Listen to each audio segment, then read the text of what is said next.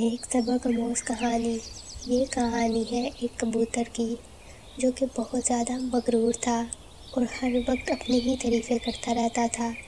کبھی کسی کو اپنے خزانوں کی باتیں بتاتا تو کبھی کسی کو میں نے کیا کھایا اور میں نے کیا پیا کی باتیں بتاتا تھا۔ ہر وقت وہ دوسروں کو یہی سب کچھ کہتا رہتا تھا۔ ایک دن اس کبوتر کے سامنے ایک جنگل کی لومڑی آئی۔ اس لومڑی نے آ کے اسے کہا کہ میں تمہیں لینے آئی ہوں۔ ارے لومڑی، تمہیں پتہ بھی ہے میں کون ہوں؟ میں اس جنگل کا سب سے امیر ترین کبوتر ہوں۔ میں اس جنگل میں سب سے زیادہ خوشی سے اور آرام سے رہنے والا کبوتر ہوں۔